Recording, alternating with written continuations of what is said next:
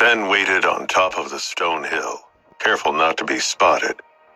He watched as the sacred blood creature roared and charged out of the fray, attempting to move back up into the mountains it must have called home.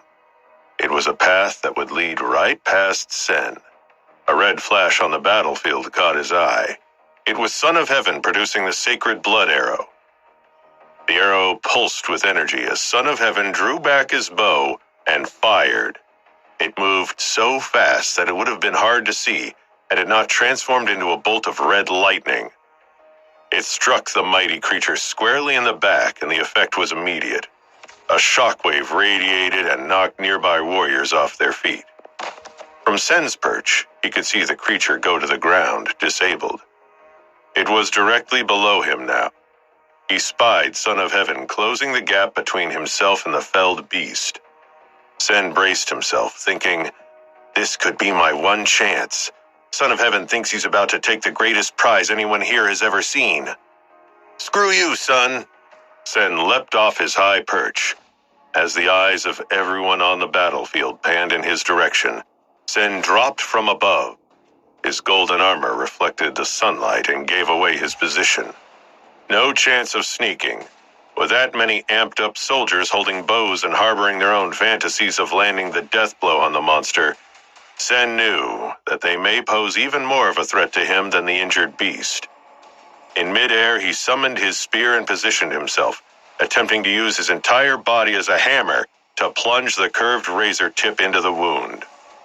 The ground swiftly rose up to meet him. "If I miss," the thought crossed his mind, "the dying creature will still have enough strength to crush me. Even if I land the blow, Son of Heaven won't give me the chance to celebrate. I need to be fast and precise." Sen's aim was true. He landed with such force that he drove the spear deep into the exposed flesh of the sacred blood creature, which yelped like an injured calf from its grotesque bull's head. "Sacred blood bloodslayer killed! Sacred blood beast's soul gain! Yes, my second sacred blood creature, and my second sacred blood beast soul." He allowed himself just one moment to close his eyes and feel the rush of excitement that followed his kill. As he predicted, though, victory was short-lived. He opened his eyes to find an entire battalion bearing down on him, led by Son of Heaven, whose snarling rage contorted his face and made him look like a monster himself. Sen jumped into action. He grabbed the giant golden axe the Bloodslayer had left on the ground. This piece of gear was different from a beast's soul, but no less powerful, as it had come from a sacred blood creature. It could not be summoned and unsummoned, and it wouldn't repair itself as a beast soul item would. But, as the Bloodslayer had just brutally demonstrated, the keen edge of the axe could easily break through normal beast soul weapons and armor, if the bearer had the strength required to wield it properly. When Sen picked up the axe and felt how heavy it was, for a brief second, it occurred to him that Son of Heaven would, in fact, be the ideal recipient for this weapon, which doubtless required a strength level of at least 7 or 8 to use its full potential. But Sen had no intention of using the Bloodslayer's axe himself, at least for now. As for the body of the creature and the sacred blood genopoints within, Sen was tempted to push his luck and slice off a piece, but the battle cries of Son of Heaven and his companions would not allow for that thought. Son of Heaven screamed, "You asshole!" He clearly needs to work on his battle cries, Sen thought, but point taken. I guess I'll have to leave the body here. Resting the massive axe on his shoulder, Sen took off into the mountains, taking quick, armor-enhanced strides up the steep terrain, and behind him, the warriors followed. He ran as fast as he could, but Sen's mounted pursuers were far faster than him. Besides just being on foot, the golden double-headed axe was far too heavy for him to reach his max speed. The Bloodslayer made this look so easy. Sen huffed, almost having to drag the thing. He looked back and saw with a pang of panic that the chase party was quickly catching up. But still, I can't just leave it behind. What do I... Wait, I just got a new beast soul ability, didn't I? He conjured a mental image of the Blood Slayer and information filled his mind. The type of sacred blood beast soul stood out to him like a guiding light. Shape-shifting. He could shape-shift. Without thinking, Sen summoned the shadow of the Blood Slayer and a mass of darkness that quickly enveloped him. It surrounded his limbs and body and began to integrate somehow with him through his beast soul armor. He could feel his arms elongate. His legs seemed to split and multiply. Sen's armor, he found, expanded around his massive new form, contoured now to the fearsome Blood Slayer body Sen now inhabited. This power, Sen thought, it's beyond anything I'd imagined. Suddenly, the axe was nothing to him. Using only one giant hand, he lifted it over his head with ease and bellowed. His altered voice echoed through the mountains. Now, standing on hooves instead of his own 2 feet, his speed was multiplied greatly. This power would not last forever. Transforming into a high-level creature like the Blood Slayer was incredibly taxing, and Sen could already feel the strain on his energy.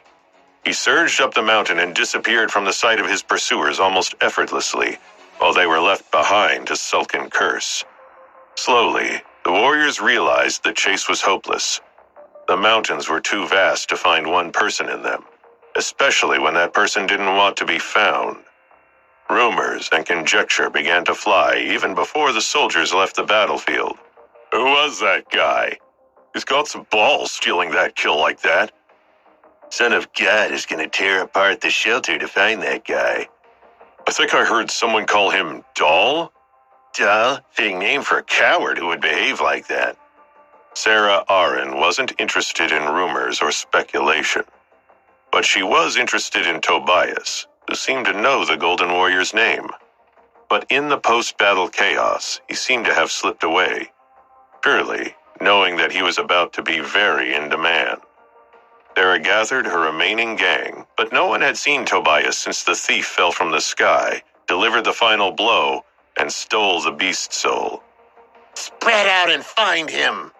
She could see the bloodlust in their eyes. After the massive battle, their adrenaline was still sky high, and they were about to go home empty-handed. Alive, she added, before sending them off to find Tobias. Sarah's gang searched the battlefield, checked the bodies scattered about, and confronted all the stragglers, but Tobias was nowhere to be seen. As they searched, tensions were sky high, and unsurprisingly, the boiled over. Pretty soon they had forgotten about Tobias and were feuding with the other gangs whose members were scavenging the battlefield and pillaging corpses, looking for any small thing they could collect to avoid going home with nothing to show for their efforts. Before she knew it, Sarah Aaron was pulling her warriors back to avoid an all-out gang war from erupting. Within the hour, Son of Heaven and his lieutenants strode through the gates into steel armor shelter. Nobody dared talk or even look at him. Dragging behind Jack Ballard's mount was a human-sized burlap sack. Upon arriving at their stronghold, Son of Heaven dismounted and strode inside. Meanwhile, Jack tended to the sack. He cut it open to reveal a bloodied and terrified Tobias. Almost immediately after proclaiming, "Is that Dola?" Tobias realized he had made a terrible mistake. He had inadvertently labeled himself as the foremost expert on the Golden Warrior that stole Son of Heaven's mighty prize. He snuck away in the post-battle craziness, while Sarah Aaron and everyone else was distracted. Unfortunately, halfway back to the shelter, still panicked, he got confused and headed the wrong way, and he walked straight into the path of Son of Heaven's gang riding home. Jack tugged Tobias towards Son of Heaven's quarters. "Boss wants a word." "I don't know anything." Tobias's voice quivered. "Tell him yourself, or don't. Guess it depends on how much you value your life." Jack shoved Tobias in and forced him to sit in a chair in the middle of the room. Tobias was seated in front of Son of Heaven, who didn't say a word. He just glared. Before anyone spoke, Tobias spilled everything he knew about Dollar. how he was trekking through Zephyr Valley and witnessed a mysterious golden man massacring lightning mantises. How there was green blood and guts everywhere. How the guy didn't have a clue how much mantises were worth, and that Tobias smartly bought them for half price and made a big profit. And how the guy called himself Dollar. In his fearful state, Tobias had forgotten a crucial detail.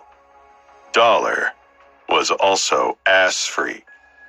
Son of Heaven wasn't convinced that Tobias was telling the truth. I was a mighty killer of sacred blood creatures with an insane level of courage hunting primitive lightning mantises. He is clearly too strong and established to bother with a trash job like that. Son of Heaven lifted his red sword to Tobias's neck, demanding the truth, to which Tobias could only respond by repeating the same story. Son of Heaven angrily smashed his blade on a nearby table. It slid through the wood like a hot knife through butter. He couldn't actually kill Tobias, as much as his unsated bloodthirst ached for it. Tobias was under the protection of Sarah Arin, who would not take kindly to hearing one of her lackeys was damaged. Instead, he gave new orders to his gang. They were to lock down the shelter and search it, keeping tabs on anyone who came or left. He would find this Dollar and cut him in two.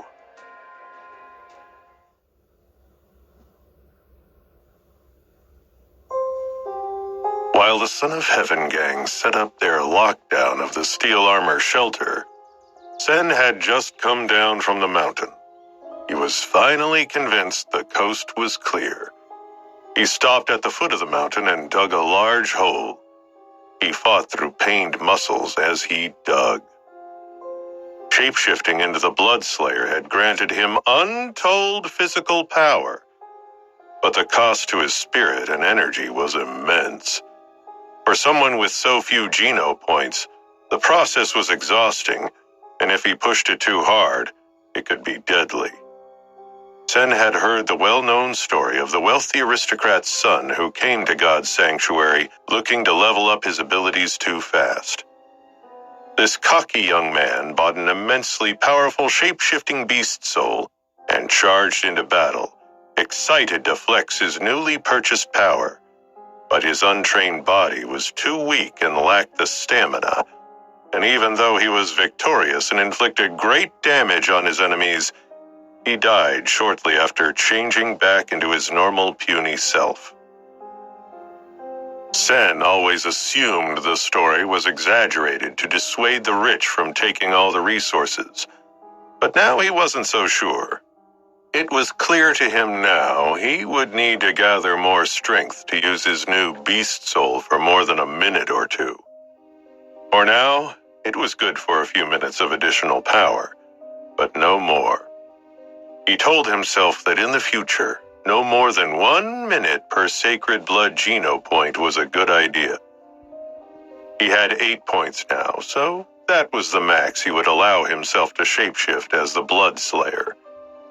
This meant he could use the power to take on a single opponent, maybe 2.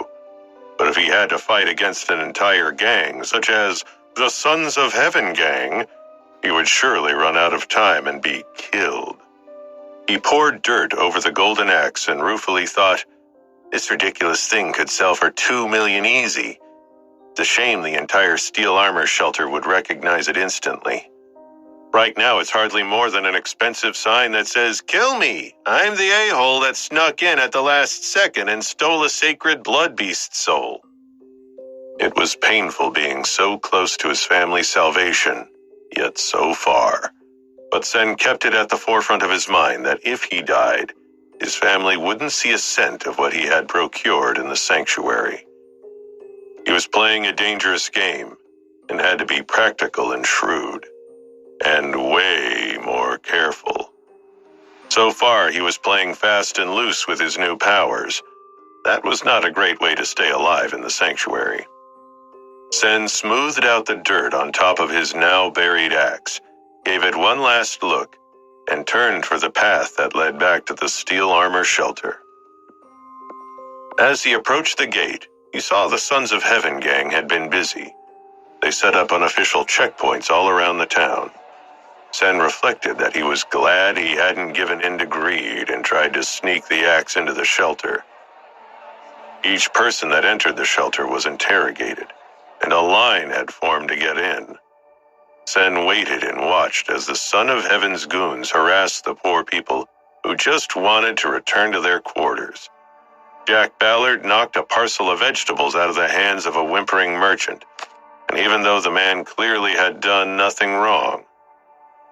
When it came time for Sen's interrogation, he waited patiently as a goon with a big scar on his face looked him over. There's no way for this moron to see that I've got the Bloodslayer's beast soul, and the axe is long gone. I should be safe. Sen tried not to let his confidence show. Jack noticed Sen and sneered. He smacked the scarred goon on the back of the head and said, "Don't waste your time with this wimp. You're giving him too much credit by even looking at him this long. Don't you know who this pathetic jerk is?" The goon looked embarrassed. "Oh yeah, get out of here, ass freak." He channeled his embarrassment into violence and shoved Sen. The push was meant to knock him to the ground, but he saw the move coming and braced himself, making the goon look weak. My reflexes are improving, he thought as he walked into Steel Armor Shelter without ever even acknowledging the goon. Now, on the main street of town, he could hear the buzz. Everyone was talking about the Golden Man. Everyone was talking about him. They were all obsessed about what had happened at Sunset Slope. Sen heard the same words repeated on everyone's lips. Sacred blood, golden thief, battle axe, doll. The words danced through his head, except one, the one people said the most. What is this about a doll? Sen thought. He approached a merchant. What's everyone talking about? The man looked at Sen and frowned.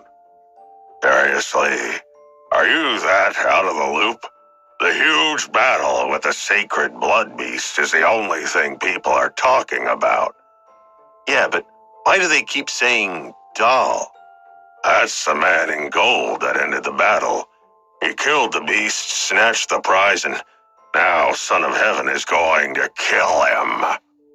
Well, they think they think he is called Doll? Stupid, right? But you'd know all about having a stupid name, ass freak. He wanted to grab the merchant and shake him, tell him his name isn't Ass Freak, and that Doll was supposed to be Dollar, but he knew it would be useless. Also, he was far too confused as to why people were calling him Doll.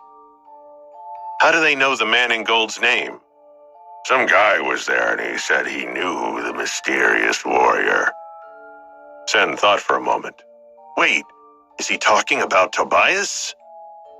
Sure enough, at that same moment, Tobias West sat through his second interrogation of the day. This time he was in front of Sarah Aaron, who paced furtively. Tobias's nerves were shot. He wasn't used to so much aggression aimed his way. Usually, people he knew would take their anger out at those beneath them, their drivers or gardeners or maids. She stood over him. All the major and minor players from Steel Armor Shelter were already present and accounted for at battle. So who is Dollar? Is he some prodigy recruited by Deadly Fist? Was he actually one of Son of Heaven's men? Was it orchestrated to look like a theft just so Son would get all the prizes himself? Tobias sobbed like a child. Miss Aaron, you have to believe me. I've told you everything I know. He moaned. I don't know Dollar. He's just some guy I came across in Zephyr Valley on my way back to you. I was out scouting and I saw him there with a big pile of dead mantises. I thought, wow, what an opportunity. She looked down at him, expressionless. Tobias panicked further. Of course, I meant to give you the mantises and not just sell them. I just forgot and sold them by accident. Oh, please be merciful.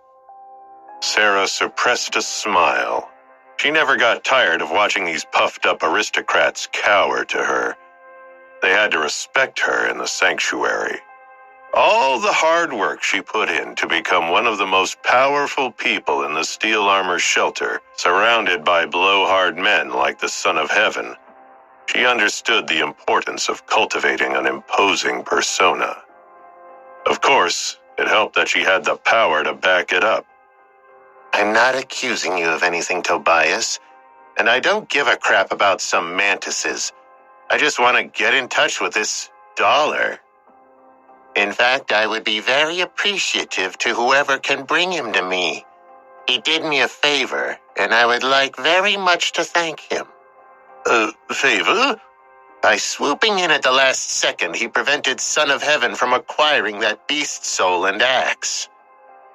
Tell him, I am willing to pay more than top dollar for the sacred blood beast soul and creature's weapon. Ask him how much he wants, tell him I'll give him double, and report back to me. He's pretty bad with money, so you could probably pay him next to nothing. But I'm telling you, I don't actually know him or where to find him. Sarah rolled her eyes. This kid was making it way harder than it needed to be. Then find him, Tobias. Show a little initiative. But don't you go blabbing to anyone else. You wouldn't want to start a gang war, would you? With that, she patted his back and motioned to the door. Oh, and Tobias, he looked at her fearfully. You know those mantises you sold while on the job, on my time? Feel free to drop off the profit by the end of the week. Tobias sputtered, but he had to agree. It would cost him, sure, but the price of maintaining the association with the powerful Sarah Aaron was worth it. After he left, Sarah walked to the corner of the room where a large bowl of stew sat steaming. It was filled with meat from the sacred blood creature, cooked to perfection by one of her gang artisans. As she ate the delicious Geno Point-rich meal, she smiled, thinking of how frustrated Son of Heaven must be right now. Sure, he doubtless was able to eat his fill from the powerful creature's flesh, a kingly reward in its own right. But he would know that everyone else who participated was sitting down to their own rewards as well. He wouldn't be happy unless he had more than everyone else. Sen wandered Steel Armor shelter, racking his brain for what to do next. He chewed a sliver of green jerky, the last of his greenscale lizard. Primitive greenscale lizard eaten. 1 primitive Geno Point gained. So far, it seemed that no one in the shelter had thought to connect the mysterious dollar to the disgusting ass freak. His reputation, as stained as it was actually paying off. Still, he needed the heat to die down before making any more moves, and certainly couldn't draw attention to himself as he had at the Sunset Slope. This was difficult as time was running out to produce the cash his family needed. When Sen saw the price Son of Heaven had put on his head, he almost wanted to turn himself in for the reward. The Coppertooth Panther in Sen's room was still evolving at a snail's pace, so Sen had to content himself with hunting primitive creatures and adding their meager strength to his own. Right now, he had obtained 91 ordinary Geno points, 26 primitive Geno points, 0 mutant Geno points, and 8 sacred Geno points. Now that Sen had worn his golden sacred blood armor in public, everyone would recognize it. He would have to be careful as to where he donned it. However, it was still Sen's most reliable tool for advancement in the sanctuary, so he needed to hunt where he could use it.